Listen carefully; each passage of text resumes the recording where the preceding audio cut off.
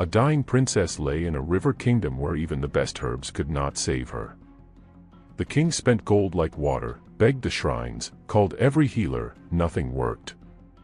Then a poor fisherman did the one thing nobody else tried. He brought her simple bitter leaf broth from the river, and for the first time in weeks, her eyes opened. But hope came with a warning.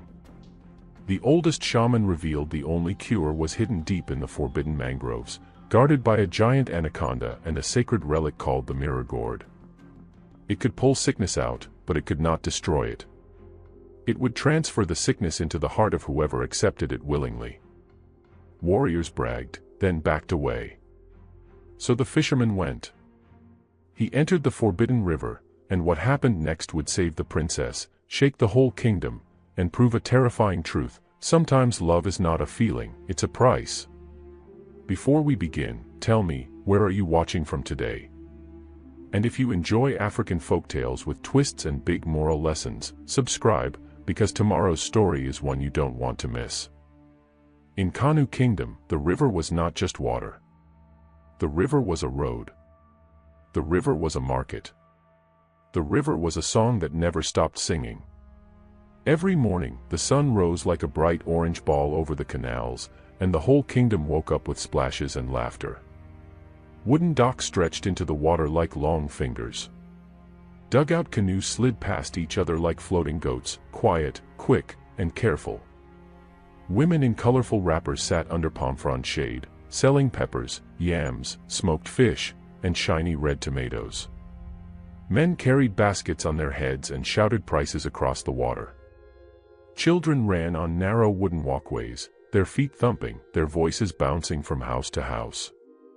And above all that, above the busy sound of trade and life, stood the palace, watching over the main canal. The palace was not made of stone like a foreign castle. It was made of warm clay walls that looked like baked earth, and thick carved wood that smelled like old trees. Long indigo cloth banners hung from the veranda and moved gently in the wind. Guards stood at the gate with spears and round shields, their eyes sharp like hawks. People in Kanu Kingdom respected the palace. But that morning, nobody was smiling at the palace.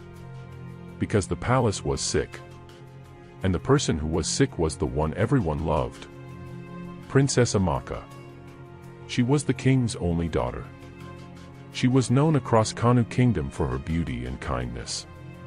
When she was well, she used to sit on the palace veranda and wave at the canoe people. Sometimes she even threw small gifts into the water, sweet nuts wrapped in leaves, or strings of beads for lucky children. But now, she did not wave. Now she lay inside the palace, in a quiet room where the lamps burned all day. The sickness had come like a thief at night. At first, it was only small things. Princess Amaka stopped eating. She stopped laughing. Then her skin lost its glow, like a polished calabash left in dust. Her eyes looked tired, like someone who had been crying for weeks. Her breath became thin, like smoke from a weak fire. The palace healers tried herbs. They tried warm oils. They tried bitter roots and sweet bark. Nothing worked. The king tried everything a father could try. He sent canoes to far villages to bring famous medicine men. He sent messengers to mountain shrines. He offered gifts to river priests. He gave gold to strangers who claimed they had cures. Every night, when the drums stopped and the canal became quiet, the king still did not sleep. He sat near his daughter's door.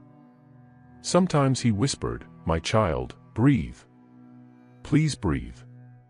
Sometimes he said to the darkness, "Take my crown if you want. Just leave my daughter." But sickness does not listen to crowns. One afternoon, the oldest palace servant, a woman named Mama F, walked quickly through the hallway with a bowl of warm water. Her face was tight with worry. A young guard at the corner asked her softly, "Mama F, how is she today?" Mama F shook her head. "She is fading," she answered. "Like a candle fighting wind." The guard lowered his eyes. Inside the sick room, Princess Amaka lay under a thin cloth. A small clay lamp burned beside her bed. The flame was steady, but her breathing was not. The king stood by her side. His royal robe looked heavy, like it was pulling him down. His beard was no longer neat. His eyes were red. A palace healer stepped forward and said carefully, "My king, we have tried the last herb. We have nothing new." The king turned his head slowly. "Nothing," he repeated. The healer swallowed. "My king, nothing." For a moment, the room felt like it had no air. Then the king's voice rose suddenly, sharp like a snapped stick. "Find something," he shouted. "Open the earth. Tear the forest. Bring me the leaf that has never been picked." The healer flinched and bowed. "Yes, my king." But when the healer rushed out, the king's anger fell into silence again. He sat down on the stool beside the bed and held the princess's hand. Her hand was warm, but weak. Princess Amaka opened her eyes a little. Her voice came out like a whisper. "Father." The king leaned close. "Yes, my child. I am here." She tried to smile, but it did not fully form. "The river," she whispered. "Is it still singing?" The king's throat tightened. "Yes," he lied gently. "The river sings loudly. It is waiting for you to come and hear it." Princess Amaka's eyelids fluttered. "I miss it," she breathed. The king pressed his forehead to her hand. "You will hear it again," he said. "You will." Outside the palace, people in the market spoke in low voices. "Have you heard?" one woman asked another while tying up smoked fish. "They say the princess may not last the week." "Ah," the other woman replied, touching her chest. "God forbid. Even the king's gold cannot stop sickness," an old man muttered, paddling past in his canoe. Kanu Kingdom was still busy, but the joy was smaller. Even the river seemed quieter near the palace. Farther away, in a simpler part of the river town, where houses stood on wooden posts above the water, a young fisherman named Obina was pulling in his net. Obina was strong and careful. His arms were hard from years of paddling. His hair was braided in neat cornrows pulled back, and he wore a teal-blue sleeveless river tunic with an orange pattern like a sharp V on his chest. Around his neck was a thick beaded collar that looked like raffia and beads mixed together. He loved the river. He respected it like an elder. When Obina threw his net, he always whispered, "River, allow me." When he caught fish, he always said, "River, thank you." That day, his net came up heavy. Silver fish flashed in the sun like moving coins. But Obina did not smile. His friend Kalu, another fisherman, paddled up beside him. "Obina," Kalu called. "Look at your catch. Today the river likes you." Obina nodded slowly. "Yes." Kalu noticed his face. "You are not happy," Kalu said. "What is chasing your mind?" Obina hesitated, then said, "The princess." Kalu's expression changed. "Ah," Kalu murmured. "Everyone is talking." Obina looked down at the fish.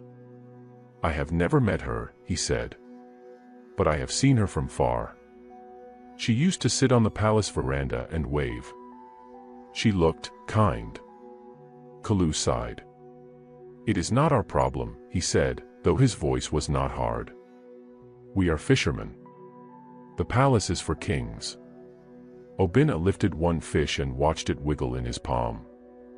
"When someone is dying," Obina said quietly, "it becomes everyone's problem. The river belongs to all of us." Kalu scratched his head.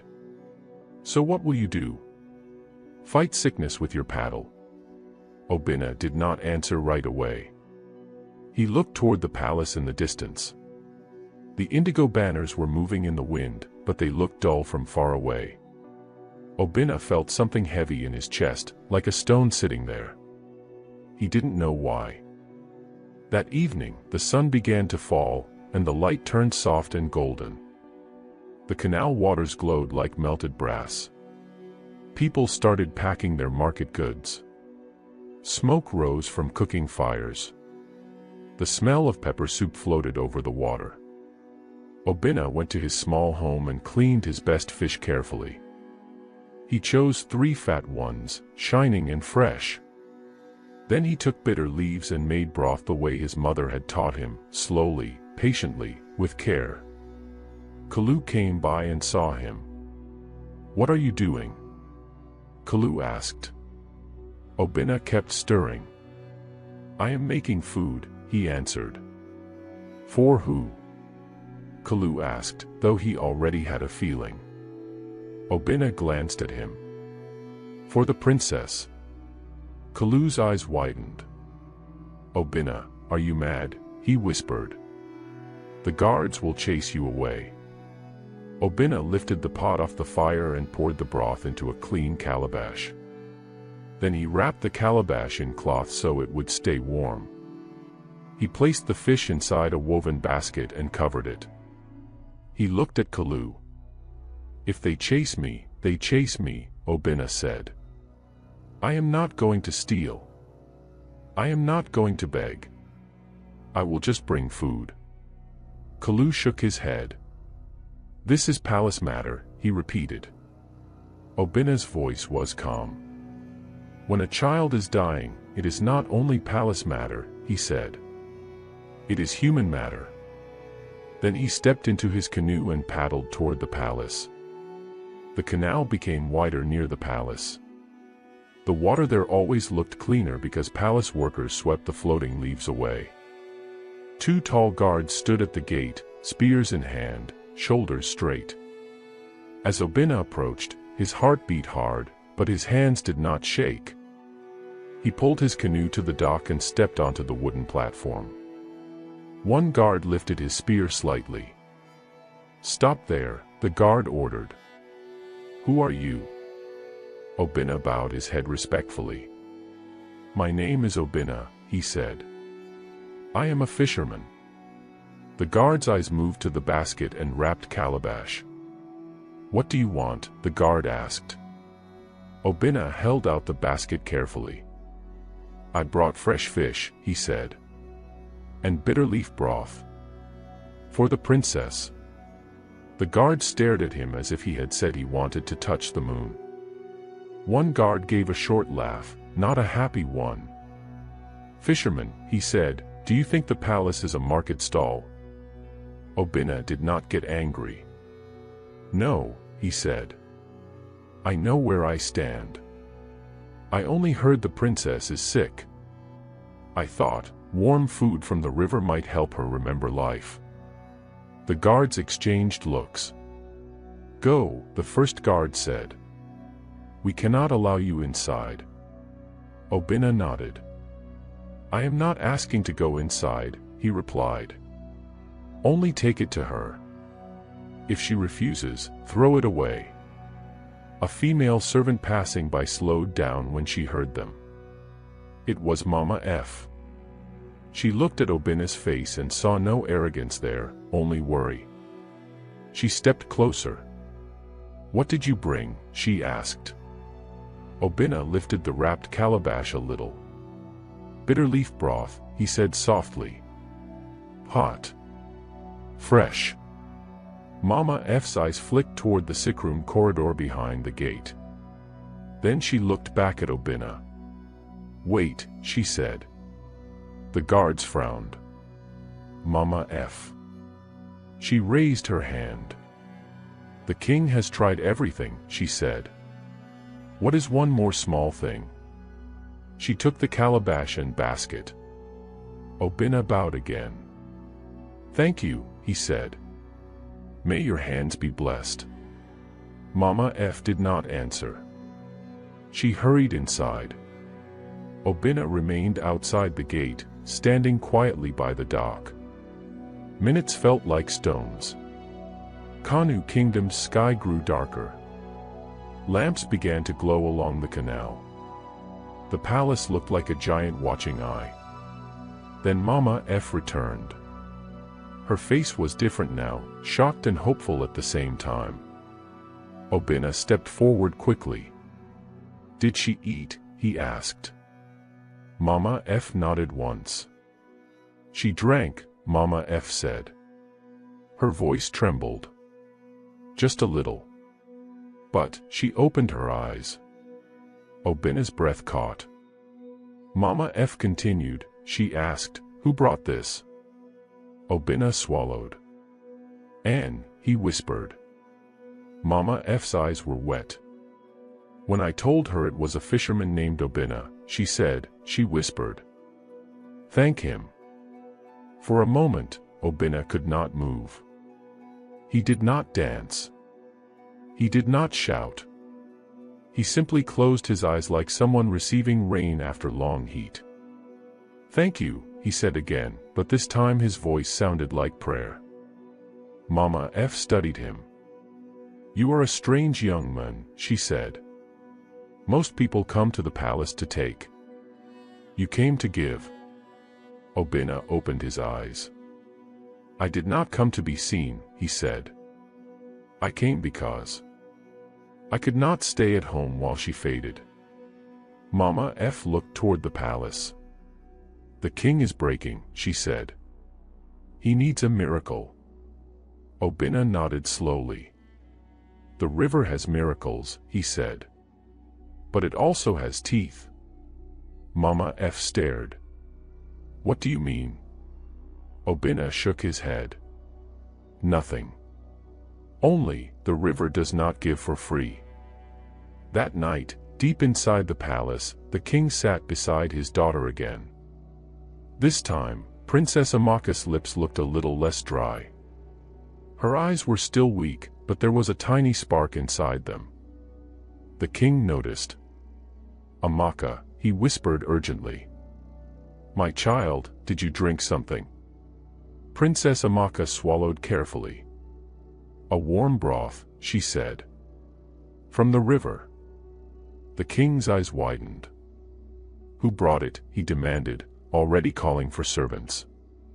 Princess Amaka's voice was small but clear. "A fisherman," she said. "His name is Obinna." The king stood up fast. "Find this Obinna," he ordered. "Bring him to me." Outside, under the quiet night sky, Obinna paddled home through silver water, the palace lamps glowing behind him. He should have felt proud. But instead, the stone in his chest grew heavier. Because now he knew something simple and dangerous. The princess had spoken his name. And when a royal mouth speaks your name during sickness, the river may start listening to you too. Far away, beyond the last safe docks, fog drifted over the dark water like a slow-living thing. And in the forbidden mangroves, something ancient shifted in its sleep. Mist sat low on the canal like a thin white cloth. Canoes moved slowly, making soft V-shapes in the water. The market women lit their cooking fires, and smoke rose in gentle lines. But inside the palace, there was no gentle feeling. There was fear. Princess Amaka had sipped Obinna's broth the night before. For a short moment, her eyes had looked brighter. For a short moment, the king's heart had lifted. But sickness was stubborn. When the sun climbed higher, the princess began to cough again, small, weak coughs that sounded like dry leaves rubbing together. The king stormed out of the sick room and called for Mama F. "Where is the fisherman?" he demanded. "The one called Obinna." Mama F bowed low. "My king, he left after I told him," the princess thanked him. "Find him," the king said. "Bring him." A guard ran out to the canal docks, shouting questions. Obinna was already on the water, checking his nets like always. But today, he felt the palace watching him, even from far away. His friend Kalu paddled up beside him, eyes wide. "Obinna." Kalu hissed. "Have you heard? The king is asking for you." Obinna's hands paused on the wet rope. "The king," he asked quietly. Yes, Kalu said. People are saying your name like it is a drum. You should hide. Obina's stomach tightened. He did not like trouble. He did not like loud attention. But he also knew one thing. If the princess was still sick, the king's anger could become a wildfire. A palace canoe arrived, cutting through the water quickly. 2 guards sat inside, faces serious. One stood and pointed his spear at the air, not at Obina, but like a warning. Obina, the guard called. By order of the king, you must come to the palace now. Kalu grabbed Obina's arm. Don't go, he whispered. Kings do not call fishermen for good reasons. Obina took a slow breath. If the princess is dying, he said, then any reason is a good reason. Kalu's eyes looked sad. Be careful. Obina nodded once. Then he climbed into the palace canoe. As they paddled back, people on the docks watched like they were watching a story being born. Some whispered. Some shook their heads. A fisherman going to the palace, one old woman murmured. Ah, river of wonders. When Obina reached the palace gate, the guards did not laugh at him like yesterday. They did not mock his simple clothes. They guided him inside. The palace smelled like oil lamps, clay walls, and quiet fear. Obina's sandals made soft sounds on the polished wooden floor. Servants passed quickly with bowls, cloth, and bundles of herbs. Mama F appeared and led him through a hallway. You must speak carefully, she warned in a low voice. The king is like a man holding a cracked calabash. One more shake and it will break. Obina bowed his head. I will be careful. They entered the throne hall. It was wide and cool inside. Indigo cloth hung from the beams. Carved wooden pillars stood like tall trees holding the roof. The king sat on his throne, but he did not look like a strong king today. He looked like a father who had not slept. His eyes were red. His shoulders were heavy. His staff of authority leaned against the throne, forgotten. 2 guards stood on each side, still as statues. The king's voice hit the room like thunder. You are Obina. Obina knelt immediately. Yes, my king. You brought food to my daughter, the king said. Why? Obina lifted his head slowly. He did not stare too boldly, but he did not hide either. I heard she was sick, he said. I thought warm food might help her remember life. The king's jaw tightened. My daughter is not a fire to be warmed by soup, he snapped. Obina swallowed, but he did not run. My king, he said softly, even fires need warmth to stay alive. The room went silent. The king stared at him. Then his voice dropped, quieter but sharper. Do you know what it means when the princess speaks your name? Obina's mouth went dry. No, my king, he answered honestly. The king stood up suddenly, stepping down from the throne. It means she noticed you, the king said. And if she is to die, then the last name on her lips will be your name. Do you want that weight? Obina felt the stone in his chest press harder. I do not want her to die at all, he said. The king's eyes narrowed. You are bold, he said. Or foolish. Obina lowered his gaze. Maybe both. For a moment, the king looked like he might shout again. But then his face changed. The anger cracked, and something else showed underneath. Pain. The king's voice became softer, like a tired drum. I have tried everything, he whispered. Everything. Herbs, priests, healers. I have offered gold until my fingers feel empty. Still she fades. Obina listened. Then the king pointed toward the doorway of the sickroom corridor. "Come," he ordered. "Look at her.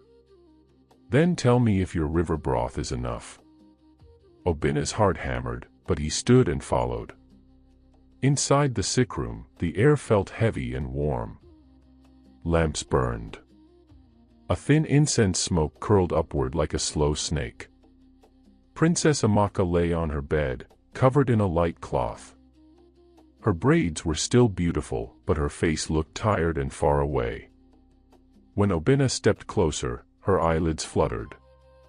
She opened her eyes a little. The king bent down. "Amaka," he whispered. "Do you remember the fisherman?" The princess's gaze moved slowly until it rested on Obina. Obina's throat tightened. He did not know why seeing her like this made his eyes sting. Princess Amaka tried to speak. "Na," she whispered. Obina knelt beside the bed, careful not to touch her. "Yes," he said, voice low. "It is me." Her lips moved into the smallest smile. "Thank you," she whispered again. Obina bowed his head.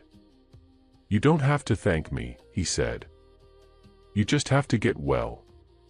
Princess Amaka's eyes softened. Then they closed again from tiredness. The king straightened up.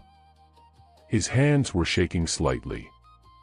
Then he turned and walked out of the room quickly, like he could not breathe there. Obina followed. Back in the hallway, the king called for the oldest shaman. "Bring Dibia," he shouted. "Now." Not long after, the shaman arrived. Dibia was old, thin, and calm. His long gray-black locks were tied back with raffia. Chalk and river clay markings were on his arms like signs from another world. He carried a staff topped with a small gourd rattle. He did not bow too low. He only nodded, because he served something older than kings. "My king," Dibia said. "You called." The king stepped toward him, desperate. "Tell me the truth," the king said. "Is my daughter going to die?" Dibia's eyes looked past the walls, past the palace, as if he was listening to the floor. Then he answered quietly. "If nothing changes," he said, "yes." The king's face twisted like someone stabbed him. "Then change it," he shouted. "Tell me what to do." Dibia raised one finger. "The cure is not inside these walls," he said. "It is beyond the last safe docks. Beyond the last laughing market. In the forbidden mangroves of Ndu River." Obina felt cold move up his spine.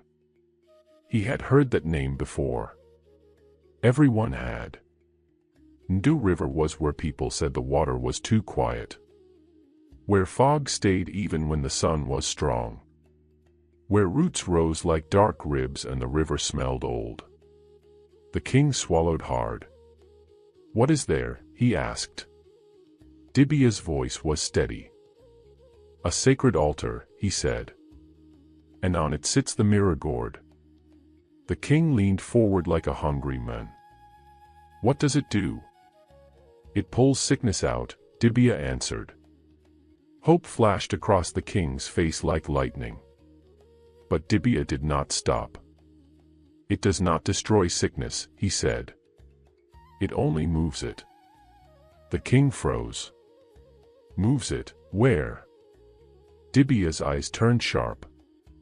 "Into the heart of someone who accepts it willingly," he said. "The river demands a carrier. The river demands balance." Obina's stomach turned. The king whispered, "There must be another way." Dibia shook his head slowly. "There is always a price," he said. "Some prices are paid with goats. Some with gold. This one is paid with a heart." The king looked around, panicked, like he wanted the walls to answer for him. Then he asked the question every person in the room was afraid of. "Who guards it?" Dibia's gourd staff tapped the floor softly. A giant anaconda, he said. Ancient. A gatekeeper. It does not protect the mirror gourd for fun. It protects it because the river's law must not be broken by greedy hands. A guard near the door muttered, "No one can face that." The king spun and raised his voice so the whole palace could hear. "Then whoever faces it and returns alive will be honored," he declared. "Whoever brings the mirror gourd will marry my daughter and be lifted high." The words rushed through the palace like wind. Guards repeated it. Servants whispered it. Messengers ran to the docks to shout it to the city. Outside, in the marketplace, men began to boast. "I will go," one warrior shouted. "That anaconda will run from my spear," said another. "I will return with the gourd and the princess," yelled a noble son. But then Dibia's rule spread too. It moved sickness into the carrier's heart. The boasting turned into silence. Men stopped smiling. Even strong men rubbed their chests like they felt pain already. One warrior said quietly, "So you save her, and then you die." Another man murmured, "So marriage becomes a trap." Slowly, one by one, the brave voices faded. The palace courtyard that had been loud became full of shuffling feet and avoiding eyes. The king watched them, disbelief turning into anger. "You," he pointed at a tall soldier. "You said you would go." The soldier swallowed and stepped back. "My king. I have a wife already." The king pointed at a rich nobleman. "You." The nobleman forced a laugh. "My king, anaconda is not my portion." The king's face darkened. Then, from the edge of the crowd, a calm voice spoke. "I will go." Everyone turned. Obina stepped forward. Kalu had followed the crowd and was standing behind, eyes wide like plates. "Obina." Kalu whispered, shocked. The king stared at the fisherman. "You," the king said. "You are not a warrior." Obina stood straight. His hands were empty. His voice was quiet, not proud. "I am not," he agreed. "But I can paddle. I know water. And I have already heard the princess speak." The king's eyes narrowed. "You want to marry her?" he accused. Obina shook his head. "My king," he said, "I want her to live." A strange hush fell. Dibia watched Obina carefully, like he was reading something inside him. The king stepped closer until he was almost face to face. "If you die," the king said, voice shaking, "your blood will be on my hands." Obina swallowed. "If she dies," Obina replied softly, "it will be on all our hearts." The king looked away for a moment, fighting tears. Then he turned to Dibia. "Tell him the path," the king ordered. Dibia nodded once. He walked closer to Obina and spoke low, so only Obina could hear. "The river will test you," Dibia said. "Not with muscles. With your heart." Obina's mouth was dry. "What should I do?" he asked. Dibia's eyes were calm. "Do not brag," he said. "Do not threaten. Do not lie. And when the river asks what you love, do not pretend." Obina nodded. Dibia reached into his pouch and brought out a small piece of white chalk and a tiny cowrie string. "Take these," Dibia said. "Not as magic to win a fight. As a reminder to stay humble. Chalk for truth. Cowrie for balance." Obina accepted them carefully. Kalu rushed forward, grabbing Obina's arm. "Are you really going?" Kalu whispered, trembling. "That place is death." Obina looked at his friend. "I am afraid," he admitted. "But I am going." Kalu's eyes shone. "Then I will pray for you," he said. "And if you return, I will never call you mad again." Obinna gave a small smile. "Deal," he said. That night, Obinna did not sleep. He sat by his canoe at the dock, checking every rope, every wooden edge, every small crack. He packed dried fish, a calabash of clean water, and a small cloth. He tied the chalk and cowrie string safely inside his tunic. Above him, the sky was dark and full of stars. The canal water below reflected them like tiny eyes watching. In the palace, Princess Amaka slept in weak breaths. The king sat beside her, holding her hand, whispering, "Hold on." Dibia sat alone in a quiet corner, grinding chalk, preparing herbs, and staring at the water as if he could see the future floating there. And far away, beyond the last safe docks, fog drifted over the river mouth like a slow living thing. The mangroves stood tall and still. And in that forbidden place called Ndu River, something ancient waited, patient as time. Before dawn, Obinna pushed his canoe into the water. The first paddle stroke sounded loud in the quiet.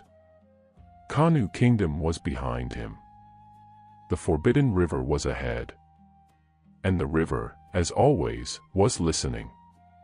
The sun was not fully awake when Obinna reached the place where the river changed its face. Behind him, Kanu Kingdom was still breathing, soft drum sounds, faint market calls, the smell of firewood and pepper. Ahead of him, the water looked darker, like someone poured ink into it. Obinna paddled slowly. The farther he went, the fewer canoes he saw. The riverbank stopped looking friendly. The wooden docks became weak and broken. The houses became fewer, and then they disappeared completely. Soon, only reeds stood tall at the edge, swaying like quiet guards. Obinna passed the last warning posts, old poles wrapped with raffia, cowrie strings, and white chalk lines. Some cowries clicked softly in the wind, even though no one was touching them. He stopped paddling for a moment and looked at the posts. "This is where people turn back," he whispered to himself. The river answered with a small splash somewhere far ahead.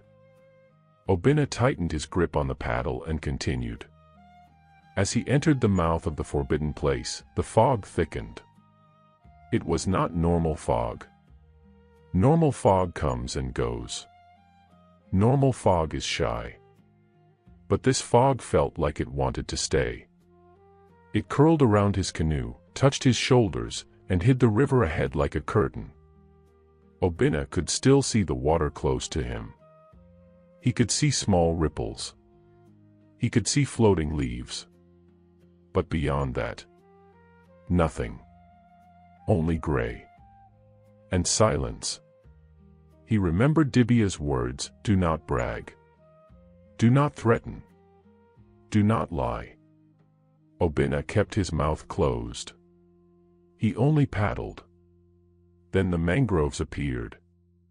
At first, they looked like normal trees in the fog. But as he came closer, he saw the roots. The roots rose out of the water like giant fingers. Some twisted and crossed like ropes. Some bent down into the water again like bridges. They were thick, dark, and old. Obinna's canoe slid between them carefully. The mangroves made the river narrow. They made the water feel trapped. The air smelled wet and ancient, like mud that had been sleeping for 1,000 years. Obinna tried to swallow, but his throat felt tight. "River," he whispered, forgetting Dibia's warning for a moment. Then he quickly corrected himself in his head. Not a boast. Not a threat. Only respect. He lowered his voice. "River, allow me." The water made a soft plop sound, like an answer. Obinna paddled deeper. The world became even quieter. No birds. No shouting. No laughter. Even the insects sounded afraid. Then something strange happened. Obina saw a canoe ahead. A canoe just like his. It sat still between the roots, as if someone left it there and forgot to return. Obina's heart jumped. "Hello," he called softly, then quickly stopped himself. The canoe drifted a little. It looked empty. Obina stared. In the fog, his eyes played tricks. For a second, he thought he saw a man sitting inside it. Then the shape vanished. Obina rubbed his eyes with one hand while holding the paddle with the other. "Focus," he told himself. "This place makes pictures in your mind." He paddled past the empty canoe without touching it. But as he passed, he noticed something tied to the front, an old cowrie string, the same kind Dibia gave him. Obina's chest grew cold. "Someone came here before me," he whispered. "And maybe they did not go back." The fog swallowed the canoe behind him. Obina kept going. After some time, the river widened slightly, and the mangrove roots formed around open space, like a hidden room in the forest. The water here was very still. Too still. Even Obina's canoe seemed to slow down by itself, as if the water did not want to carry him forward. In the middle of this open space was something that made his breath stop. A platform. A small altar made of woven reeds and carved wood, raised just above the water. Cowrie strings hung from its corners. Thin raffia ties swayed gently. White chalk lines circled it like a warning ring. And on top of the altar sat the thing Dibia spoke about. The mirror gourd. It was not a normal gourd. It looked polished, dark, and smooth, like shiny black stone. But it was still shaped like a gourd, round and natural. Faint carvings ran across it like river lines. The surface reflected the world too clearly, Obina's face, his eyes, the fog, the roots. He saw himself in it. And somehow, he looked smaller.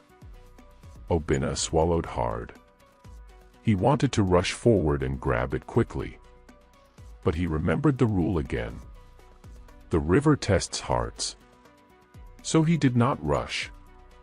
He paddled slowly, and he stopped a few steps away from the altar. He sat very still in his canoe. He placed his paddle across his lap. Then he lowered his head, not like a man bowing to a king, but like a young person greeting an elder. "Good morning," he said softly, to the air, to the water, to whatever was listening. "I am Obina." The water stayed still.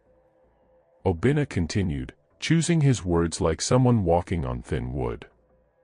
"I came for the mirror gourd," he said. "Not to become rich. Not to become proud. I came because Princess Amaka is dying." He paused. "I do not want the river to be angry," he added. "I only want to save a life." For a moment, nothing happened. Obina's heart beat loud in his ears. Then the water moved. Not with small ripples. Not with fish jumps. The water bulged, slowly, like a hill rising under a blanket. Obina froze. Something big was coming up. The fog shifted. The mangrove roots seemed to hold their breath. And then the guardian appeared. It rose from the water like a living mountain. A colossal anaconda, ancient and monstrous, its body thicker than a man's torso. Its massive coils wrapped around a gnarled mangrove trunk near the river's edge, using the wood as an anchor. Water and algae clung to its scales, which were patterned in swamp olive, dark jade, and muddy gold. It blended with bark and shadow, like it was part of the mangrove itself. Its upper body stretched forward, long and powerful, muscles tightening beneath the scales. Then its head emerged last, broad, heavy, and predatory. Its eyes locked on Obina. Obina felt those eyes enter him like cold rain. The anaconda's jaws parted slightly, showing curved fangs wet with river water. Its tongue flicked once. Obinna did not scream. He did not stand up and wave his arms. He did what Dibia warned him to do. He stayed humble. Slowly, Obinna raised both hands, palms open. "I am not here to fight you," he said softly. "I am not here to insult you." The anaconda did not blink. A deep sound came from it, not a normal hiss. It sounded like wind moving through wet reeds. Then, to Obinna's shock, the sound became words. "The river," the anaconda said, voice low and rough, "heals." Obinna's mouth went dry. "But it never gives for free," the anaconda finished. Obinna nodded slowly. "I know," he said. "That is why I came to speak truth." The anaconda's head tilted slightly, as if it was studying him. "Men come here," it said, "with sharp mouths. With greedy eyes. With hands that grab." Obinna swallowed. "I did not come to grab. I came to pay." The anaconda's body tightened around the tree. The water near its coils trembled. "Pay with what?" it asked. Obinna hesitated. He thought of gold. He had very little. He thought of goats. He had none. He thought of his life. His throat tightened. Then he answered honestly, because lying here felt like throwing stones at lightning. "I will pay with my heart," Obinna said. "If the mirror gourd moves the sickness, I will carry it. I accept it willingly." The fog seemed to get colder. The anaconda stared. Then it spoke again, slow and heavy. "Words are light," it said. "Hearts are heavy. If your heart is true, prove it." Obinna's fingers curled around the edge of his canoe. "How?" he asked, voice trembling. The anaconda's head lowered closer to the water, and its eyes gleamed. "Take it," it said. "And leave." Obinna blinked. "That is all?" he asked, confused. The anaconda did not answer with words. It answered by moving. One huge coil slid through the water with a silent, dangerous power. The river in front of Obinna opened like a mouth. Obinna understood. This was not a gift. This was a test. Obinna took a deep breath, then paddled slowly toward the altar. He climbed carefully onto the reed platform, keeping his balance. The chalk circle around the altar made his skin prickle. The mirror gourd sat there quietly, as if it was waiting for him. Obinna reached for it. The gourd's surface reflected his face so clearly that he could see the fear in his own eyes. He whispered, "Princess Amaka." Then he lifted the mirror gourd. It was heavier than it looked, as if it carried not only wooden polish, but old rules and old debts. The moment he lifted it, the water erupted behind him. A violent splash. A blast of fog. The anaconda surged forward. "Geo!" the anaconda roared, and the sound shook the mangrove roots. Obinna jumped back into his canoe so fast the boat rocked hard. Water poured over the sides. He grabbed his paddle and pushed off. The chase began. The anaconda moved through the water like a living storm. Its head sliced through the fog, coming closer, closer. Obinna paddled with all his strength. His arms burned. His shoulders screamed. The mangrove roots flashed past him like dark fences. The river narrowed. Obinna's canoe scraped a root, GRAK, and he almost lost balance. A massive coil slapped the water behind him, boom, and a wave lifted the canoe. Obinna cried out, "Ah," then bit his tongue, focusing. He remembered Dibia's words again. "Do not brag. Do not threaten." So Obinna did not insult the guardian. He did not shout angry words. He only paddled. But the anaconda was still coming. Its breath sounded like wet wind. Its eyes stayed locked on him. Obinna's mind raced. What does it want, he thought. Then he remembered what the guardian said, men come here with greedy eyes. Obinna looked down at his canoe. He had a small money pouch tied to his belt. He had a short knife tucked for fishing. He had little things people call lucky, tiny charms tied with thread. In Kanu Kingdom, some men believed charms could protect them from anything. Obinna looked at the mirror gourd. He understood. The anaconda was not chasing the gourd only. It was chasing the reason a person takes the gourd. It was chasing greed. Obinna's hands shook, but he made a choice. He pulled off his money pouch and threw it into the river. It splashed and vanished. The anaconda did not stop. Obinna threw his knife next. It sank. Still the anaconda chased. Obinna's chest tightened. He touched the small charms on his waist cord. They were silly little things, feathers and beads. People told him they would bring luck. Obinna realized something painful. If he held onto these, a part of him was still trying to win the river with tricks. But the river wanted truth, not tricks. Obinna ripped the charms off and flung them into the water. As soon as the charms hit the river, something changed. The water calmed slightly. The fog lifted just a little. The anaconda's head slowed. Not fully, but enough for Obinna to breathe. The guardian's voice rolled after him like thunder far away. Good, it said. Let go. Obinna paddled harder, pushing into wider water. The mangroves began to thin. The roots became less crowded. The river opened up like a long path. Obinna's canoe shot forward, and the air felt lighter. Behind him, the anaconda rose one last time, tall and terrible in the mist. Its eyes still watched him. But it did not come closer now. It stayed near the boundary, like a guard at a gate. The anaconda's voice came one final time, deep and warning. Remember, fisherman, it said. A clean heart can carry a heavy thing. A proud heart will drown under it. Obinna's throat tightened. He wanted to say thank you, but he feared speaking too much.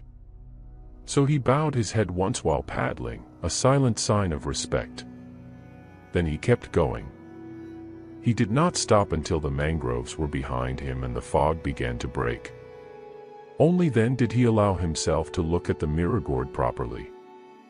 The gourd sat in the bottom of his canoe, dark and quiet. It reflected the sky. It reflected his hands. It reflected his eyes. And in that reflection, Obinna looked different. Not older. Not richer. Just marked. Like someone who had stood before something ancient and survived. Obinna's arms ached. His chest felt tight. But his mind was clear. Princess Amaka, he whispered, finally allowing his voice to escape. Hold on. I am coming. The river current helped him now, pushing him forward. But even as he traveled, Obinna could not shake one thought. The mirror gourd could pull sickness out. But it would not destroy it. And if Obinna truly meant what he said, then very soon, that sickness would come looking for a new home. Inside his own heart. By the time Obinna reached the first safe river posts again, the sun was high. The fog behind him was still thick, like a door that refused to open. But in front of him, the water looked more normal. Birds began to sing again. Small fish jumped in the sunlight. The air smelled less like old mud and more like living plants. Obinna did not relax. His arms were aching. His palms were sore from gripping the paddle. His shirt clung to his back with sweat and river spray. Yet his eyes stayed sharp, because he carried something that did not belong to ordinary hands. The mirror gourd sat inside his canoe, wrapped in a cloth. Even wrapped, it felt heavy, like it had its own weight and its own will. As Obinna paddled closer to Kanu Kingdom, he began to see people again. A boy on a small canoe stared at him, then paddled fast to the docks shouting, "He's coming! He's coming!" Soon, the river road in front of the palace became crowded. Market women stopped selling. Fishermen stopped mending nets. Even children stopped playing. Everyone ran to the canal edge. Obinna's canoe slid into the busy water lane, and people gasped. "Is that Obinna?" He returned. "From the river. Look at his face, he looks like he saw death." Kalu pushed through the crowd until he stood at the front. His eyes were wide and wet. "Obinna," he called. "Brother." Obinna pulled his canoe to the dock and stepped out carefully. The water dripped from his sandals. Kalu grabbed his shoulders. "You came back," Kalu breathed. "You really came back." Obinna gave a tired smile. "I came back," he said. "But I did not come back alone." Kalu looked down at the cloth bundle in the canoe. "That is it," he whispered. Obinna nodded once. Kalu swallowed hard. "May the ancestors hold your head strong." Before Kalu could say more, palace guards arrived. But they did not act proud. They looked nervous, like even they were afraid of what Obinna carried. "Obinna," a guard said, voice tight, "the king is waiting. Come now." Obinna lifted the mirror gourd with both hands. Even though it was wrapped, the crowd stepped back as if it could bite. As Obinna walked through the palace gate, the palace felt different.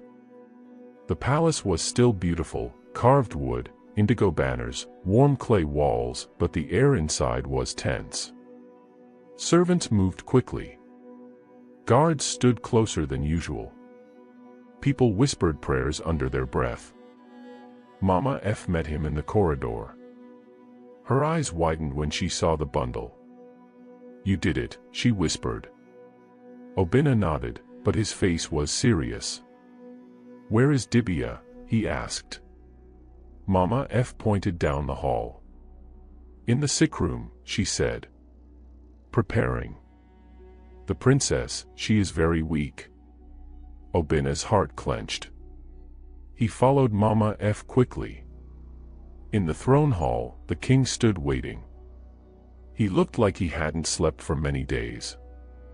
When he saw Obinna, his whole body tightened like a rope being pulled. "You returned," the king said. Obinna knelt. "Yes, my king."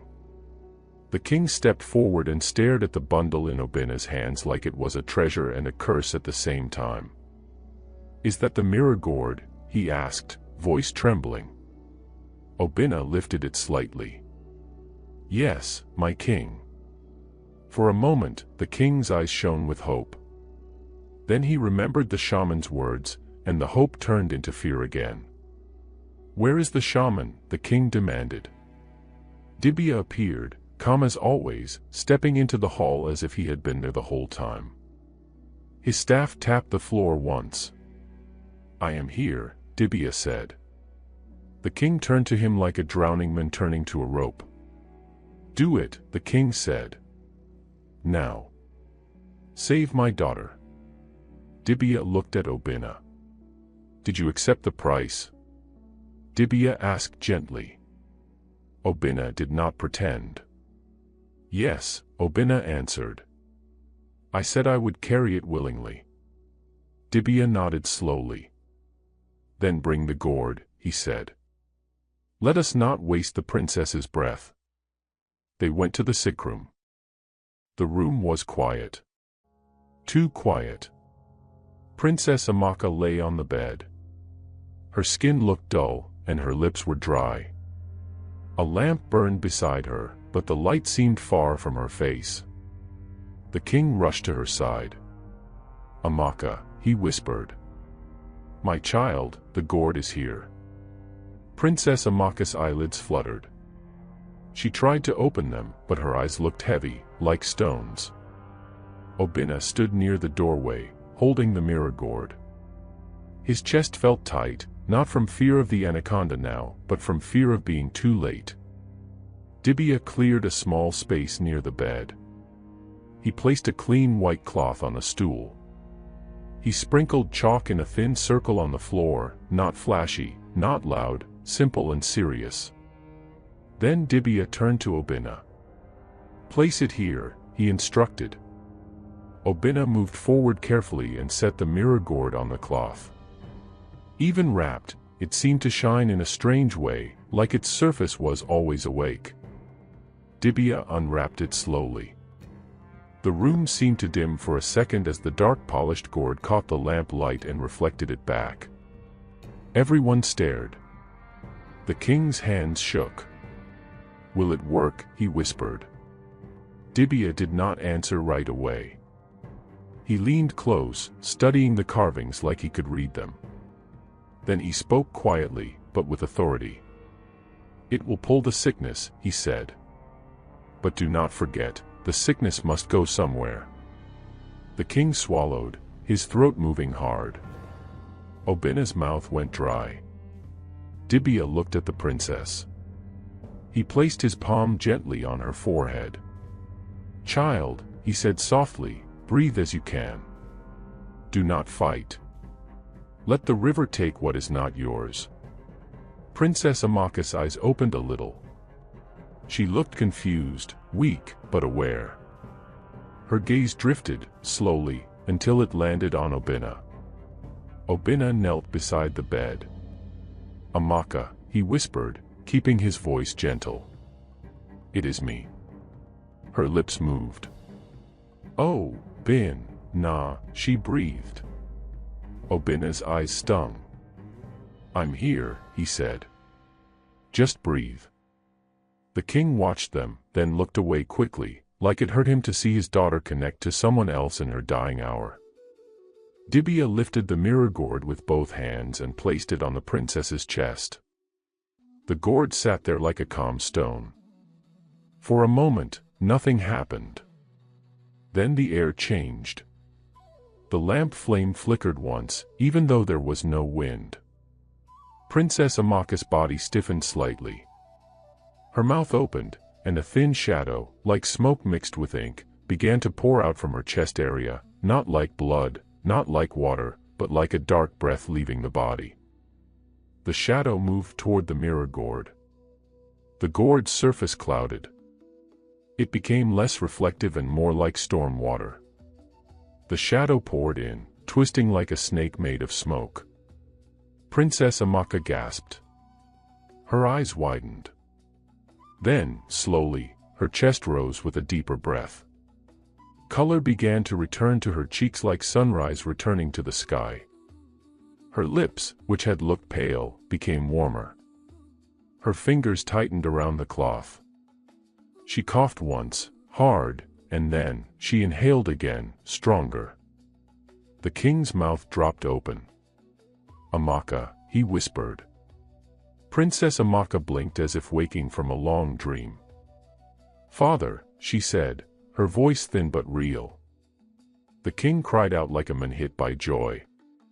"My child," he shouted. Servants began to sob. Guards outside the door murmured prayers. Mama F covered her mouth with her hand, shaking with relief. The king held the princess's hand with both of his.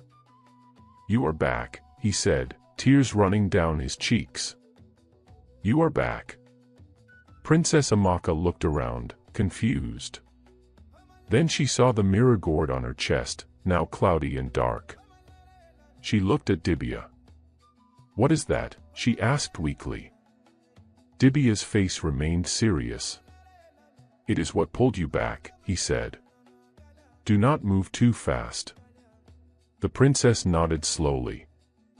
Then the sickroom door opened wider and more people tried to peek in.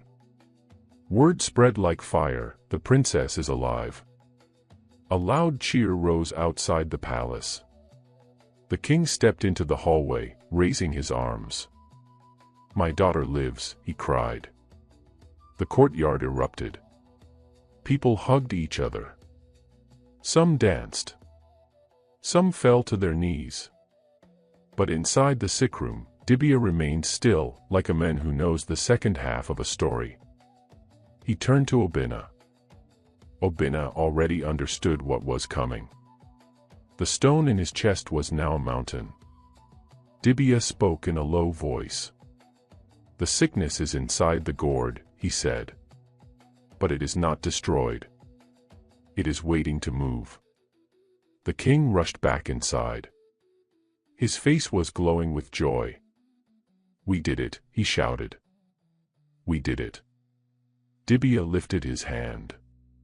"Not yet," he said. The king froze. "What do you mean?" the king asked. Dibia looked at the king with calm eyes. "You heard the rule before," Dibia said. "The river demands a carrier." The king's joy began to leak away like water from a cracked pot. He looked at Obinna. Obinna stood quietly, his hands relaxed at his sides, like a man accepting rain. The king's voice shook. You cannot mean." Obinna stepped forward. He looked at the mirror gourd. He looked at Princess Amaka, who was now sitting up slowly, supported by pillows. Then Obinna spoke clearly, so the whole room could hear. "I accept what was taken from her," he said. "I accept it willingly." Princess Amaka's eyes widened. "Obinna, what are you saying?" she whispered. Obinna didn't look away. "I promised," he said softly. "So you could live." The mirror gourd trembled slightly, almost like it was breathing. The clouded surface thickened. Then the shadow moved again, this time outward. Like smoke pouring from a pot. It rose from the gourd and slid through the air toward Obinna's chest. Mama F cried out. "No." The king stepped forward in panic. "Stop," the king shouted. "Take me instead. Take me. I am the father, take me." He reached for the gourd with shaking hands. But the shadow did not move toward the king. It moved toward Obinna. Obinna's body stiffened. His breath caught. When the shadow touched him, his eyes squeezed shut. His face paled. He swayed. It felt like someone poured cold water and hot fire into his chest at the same time. But Obinna did not fall. He planted his feet firmly. His jaw tightened. He opened his eyes slowly, breathing hard. Princess Amaka stared at him in horror. "No," she whispered. "No, no, no." The king's face crumpled. "This is my fault," he whispered, broken. Dibia lifted his staff and tapped the floor once. "The river accepts sacrifice," Dibia said. "But it accepts only true sacrifice. Not pride trying to look brave. Not a king trying to clean his guilt in public." The king whispered, "So he must carry it." Dibia nodded. "He accepted it," Dibia said. "Willingly. That is why it moved." Obinna breathed slowly. His hands trembled slightly, but he kept them at his sides. Princess Amaka's eyes filled with tears. She pushed herself up more, trying to reach him. "Obinna," she said, voice shaking, "why would you do this?" Obinna stepped closer to her bed. He kept his voice gentle. "Because you deserve to live," he said. "Because when you whispered, 'Thank you,' you sounded like someone who still had dreams." The king couldn't hold his tears anymore. He turned away, covering his face. The room fell quiet again, quiet in a different way. Not fear now, but awe. And pain. Dibia carefully removed the mirror gourd from the princess's chest and wrapped it again. The princess must rest, he said. She has returned from far. The king nodded, wiping his face, trying to become a king again. He looked at Obinna. Obinna. Obinna raised a hand slightly. My king, he said softly, please. Let her rest. Dibia motioned for servants to lead the king out. Give them a moment, Dibia told Mama F. A private moment. Mama F hesitated, then nodded and guided everyone out. Even the guards stepped back. Soon, the sickroom was quiet except for the lamp flame and the gentle sound of the canal outside. Princess Amaka and Obinna were alone. Princess Amaka looked at him closely now. She could see it, the paleness, the way his breathing was tighter, the way his shoulders held pain like a hidden load. Tears rolled down her cheeks. They used me like a prize, she whispered. My father, he was desperate, but still. I heard the decree. Obinna lowered his eyes. I know, he said. Princess Amaka gripped the cloth on her bed. And you came before any promise, she said. You brought broth when you could have stayed safe. Obinna nodded slowly. Princess Amaka whispered, you didn't come for a crown. No, Obinna said. I came because I could not watch you fade. Princess Amaka reached her hand out, trembling. Obinna hesitated for a second, then gently took it. Her hand was warmer now. Alive. She looked at their joined hands. If you carry this pain, she said, then I will not live like someone who owes you silence. I will not pretend it is normal. Obinna's eyes lifted to hers. Princess Amaka's voice became firmer, even though she was still weak. I choose you, she said. Not because of my father's reward. Not because of fear. I choose you openly. Obinna's throat tightened. Amaka, he whispered. She squeezed his hand. We will tell the kingdom the truth, she said. We will not hide behind cheers. Obinna nodded slowly. Yes. Princess Amaka took a breath. And we will marry, she said, but not with boasting. Not with loud pride. We will marry with truth. Obinna gave a small, tired smile. With truth, he repeated. Outside, the palace courtyard was still celebrating. People were dancing, singing, calling the princess's name. But inside the room, Princess Amaka and Obinna sat with quiet love and a quiet burden. A little later, Dibia returned. He stood by the doorway, respectful, not interrupting too hard. The king wants to speak, he said gently. When you are ready. Princess Amaka nodded. We are ready. They met the king in the throne hall. The king looked humbled now, like a man whose crown suddenly felt heavy. He stepped toward Obinna and bowed his head, an action so shocking that the guards shifted in surprise. Obinna, the king said, voice low, you saved my child. You carried what I could not carry. Obinna bowed. My king.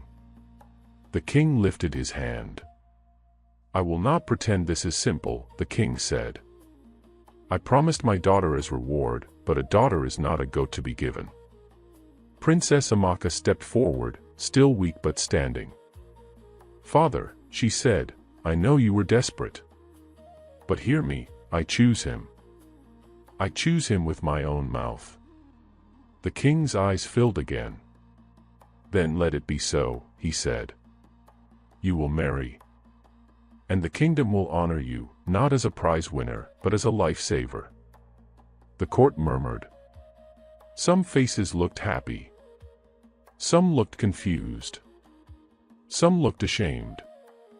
Dibia tapped his staff once. "There is one more thing," he said. The room quieted immediately. Dibia looked at Obina's chest, as if he could see the shadow inside.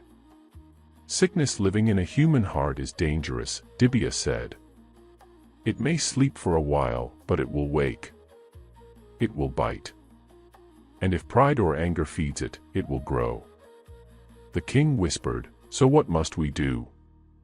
Dibia's eyes turned serious. "For now," he said, "Obina must rest. The princess must regain strength. And the mirror gourd must be guarded." He paused, listening to something only he could hear. "The river is calm," Dibia continued, "but it is not finished speaking." Obina felt a cold ripple in his chest, like a quiet warning. That night, the palace prepared for a humble wedding by the river. Indigo cloth was hung. Palm fronds were gathered. Women began to weave simple decorations. The kingdom celebrated harder than before, because now they believed they had won. But Obina sat alone for a moment on a quiet dock behind the palace, looking at the canal water. The moon's reflection trembled. He pressed a hand to his chest. Pain bloomed there, slow and deep, like a tide rising without permission. Obina breathed in carefully. And in the distance, far beyond the city lights, a low fog began to creep across the water again. Not thick like before. Just a thin warning. As if the forbidden mangroves were reminding him. A debt paid with a heart is never completely silent. The wedding day came with bright sun and soft wind. In Kanu Kingdom, people dressed in their best wrappers and beads. Drums beat near the docks. Women sang sweet songs that carried over the water. Children ran around with smiles, shouting, "Princess Amaka is well. Obina is a hero." Palm fronds were tied to the palace river steps. Indigo cloth banners swayed like calm flags. The smell of roasted corn and pepper soup floated through the air. But behind Obina's smile, there was something else. Pain. It sat inside his chest like a hidden stone that was slowly getting heavier. When people hugged him, he hugged back. When people praised him, he nodded. When people danced, he tried to clap. Yet every time he took a deep breath, it felt like the breath had to squeeze through a tight door. Princess Amaka noticed. At first, she told herself it was only tiredness. He had traveled far. He had fought the river. He had carried something heavy. But when she watched him closely, she saw it clearly. His eyes sometimes blinked too slowly. His shoulders sometimes stiffened like he was holding back a groan. His hand would press his chest when he thought nobody was looking. So, before the ceremony started, Princess Amaka left her dressing room and walked quietly to the back veranda where Obina was standing alone, looking at the water. The canal was calm. The sun sparkled on it like tiny coins. "Obina," she called softly. Obina turned quickly and forced a smile. "Amaka," he said. "You should be resting." Princess Amaka came closer. She was dressed in a simple but beautiful indigo wrapper gown with a thin gold trim. Her coral beads were light, not heavy. She wanted the day to feel true, not loud. She looked into Obina's eyes. "Don't hide it," she said quietly. "How bad is it?" Obina's smile fell a little. He tried to joke, but his voice came out weak. "It's not that bad," he said. Princess Amaka shook her head. "Obina," she said, "I'm alive because you carried it. If you suffer alone, then my life becomes a lie." Obina swallowed. His throat moved hard. "It burns," he admitted. "Sometimes it feels like cold water is inside my chest. Sometimes it feels like fire. It comes and goes like a tide." Princess Amaka's eyes filled with tears. "And you were going to marry me today and pretend everything is fine?" she asked. Obinna looked down. "I didn't want to ruin your joy," he whispered. Princess Amaka stepped closer and held his hands. "My joy is not real if you are dying," she said firmly. "We will face this together. Today is not only about singing. It is about truth." Obinna's eyes were wet now. "I'm sorry," he said. Princess Amaka shook her head again. "No," she said. "Don't say sorry. Tell me what we must do." Obinna did not have the answer. So they went to the only person who always had the answer when the river was involved. They went to Dibia. Dibia was seated near a small palace shrine corner, grinding chalk and mixing herbs in a clay bowl. His face was calm, but his eyes were deep, like he could see the river's thoughts. Princess Amaka and Obinna bowed. "Dibia," the princess said, "tell us the truth. What is happening to Obinna?" Dibia looked at Obinna for a long moment. Then he spoke gently. "The sickness is alive," he said. "Not like a person. Like a stubborn shadow. It was moved from the princess into Obinna, but it is still fighting for a home." Obinna asked, voice tight, "So I will die?" Dibia did not frighten him with drama. He spoke like an elder speaking to a child. "If you do nothing," Dibia said, "the shadow will keep biting your heart little by little. Some days it will sleep. Some days it will wake. But one day it may wake too strong." Princess Amaka's hands clenched. "Then what do we do?" she asked. Dibia lifted his staff, tapping the floor once. "The mirror gourd moved the sickness," he said. "But to end this, the sickness must be sealed properly. Not only moved. Sealed." Obinna frowned. "How?" Dibia's eyes turned toward the canal outside. "The seal can only be done where the rule was made," he said. "At Ndu River. At the altar." Princess Amaka's heart dropped. "Back there," she whispered. Dibia nodded. "The guardian allowed the gourd to leave because Obinna proved his heart was clean," Dibia said. "But the river still needs balance.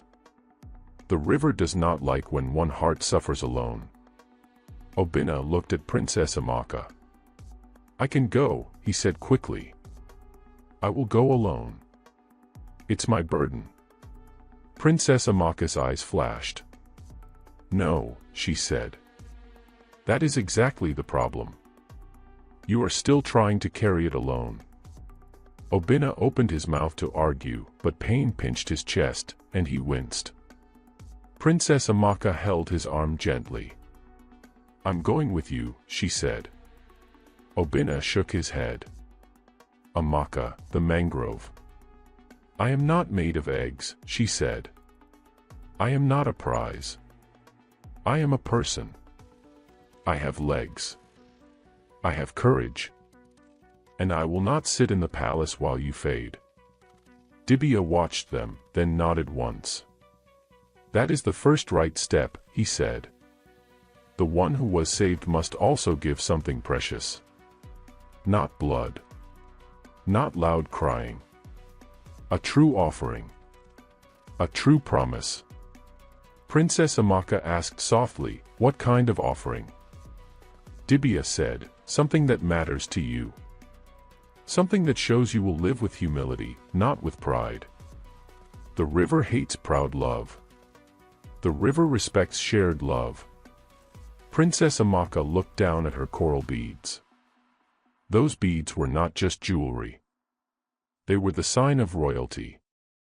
The sign of comfort. The sign of being above others. She touched them slowly. Then she looked at Obinna. "If the river wants proof that we are equal," she said, "then I know what I must offer." Obinna's eyes widened. "Amaka," he whispered, understanding. Before Obinna could stop her, Princess Amaka removed the coral beads from her neck and wrists. She placed them in a small calabash bowl, then tied the bowl with a cloth. The king arrived at that moment, drawn by the urgent voices. He saw the beads and froze. "What is this?" he demanded. "Why are you removing your royal beads on your wedding day?" Princess Amaka lifted her chin, calm but strong. "Father," she said, "Obinna is in danger. The sickness did not end. We must return to Ndu River to seal it." The king's face turned pale. "No," he said. "You will not go back to that place. I forbid it." Princess Amaka stepped closer. "With respect, father," she said, "you do not own my life. You almost lost me. Now you will not lose Obinna because of fear." The king's hands trembled. "I will send soldiers," he said quickly. 100 men. They will go. They will." Dibia raised his hand. "Soldiers will not help," Dibia said. "The guardian does not listen to spears. The river does not listen to shouting. This is a matter of hearts." The king looked at Obinna with guilt burning in his eyes. "Obinna," he whispered, "I did this." Obinna bowed his head. "My king," he said gently, "we will fix it. But we must go now." The king's eyes filled with tears again. Then he did something nobody expected. He bowed his head to his daughter and to Obinna. "Go," he said, voice broken. "And come back to me alive. Both of you." He turned to the guards. "Prepare a canoe," he ordered.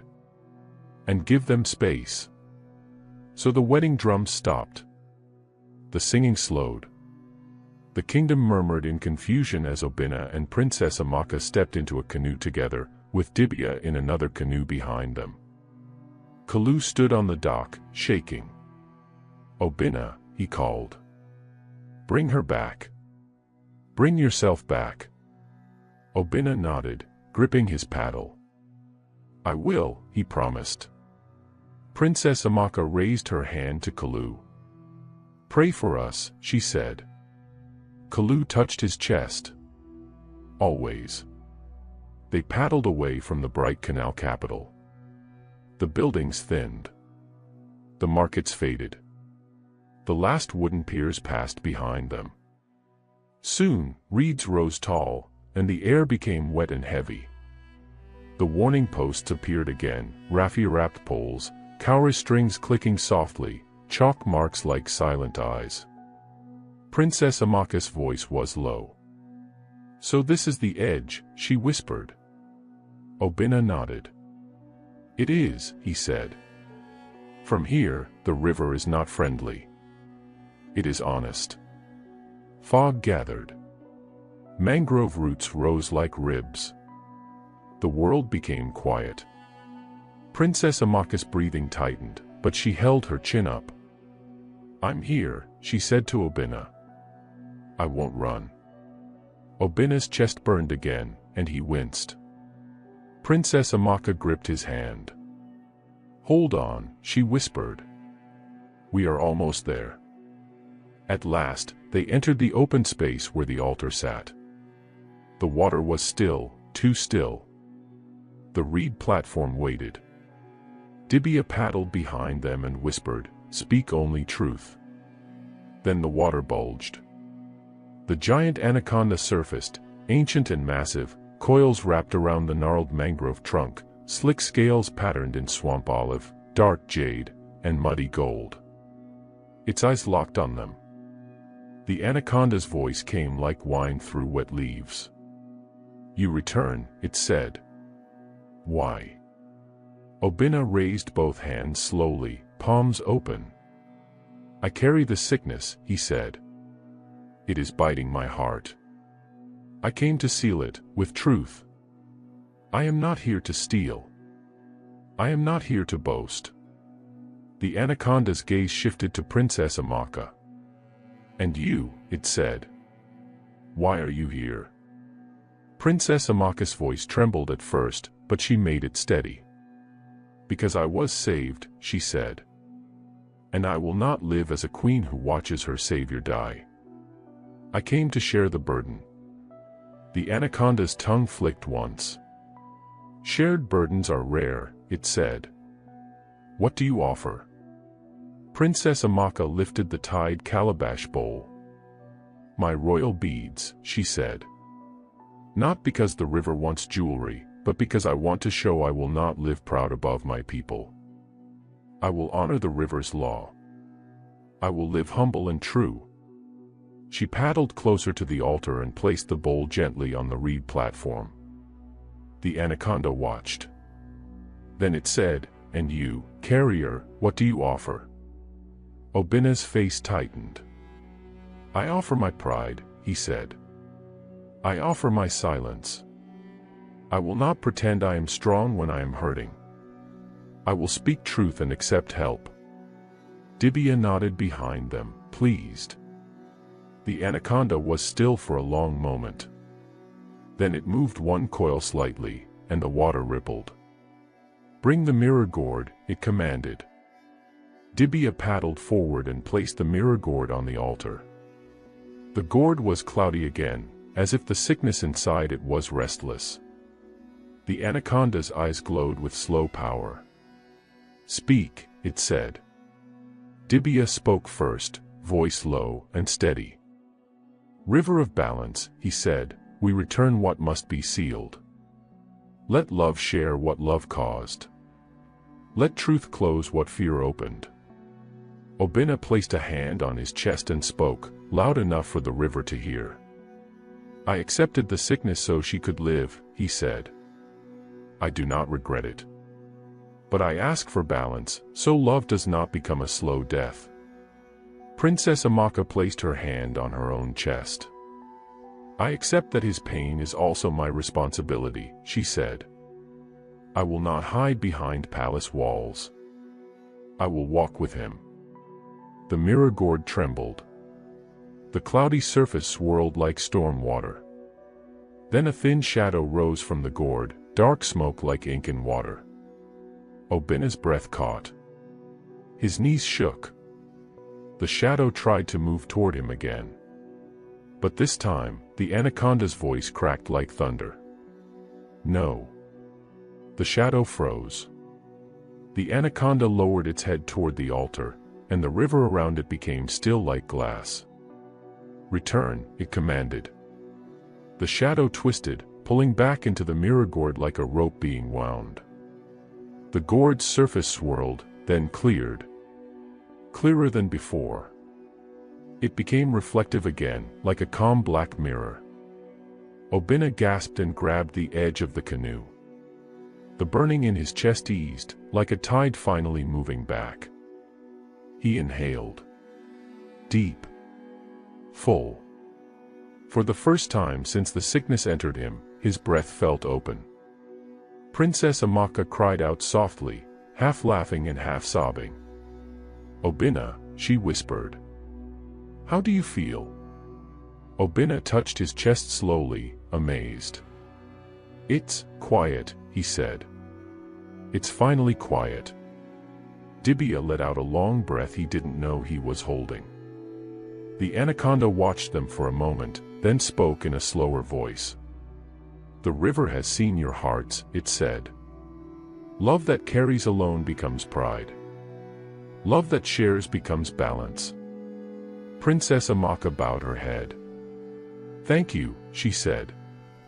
The anaconda's eyes softened just a little, still dangerous, still ancient, but less angry. "Go," it said. "And honor the river."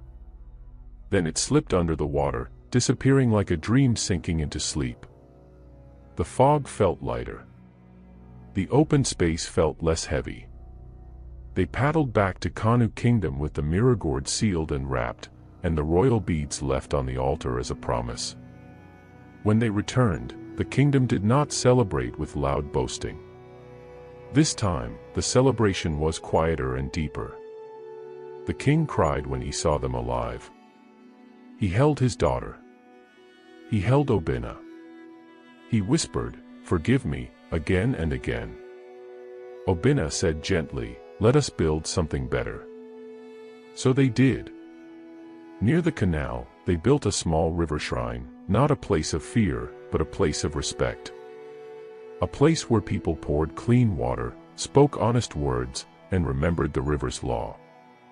Princess Amaka and Obinna married by the water with simple songs and true smiles.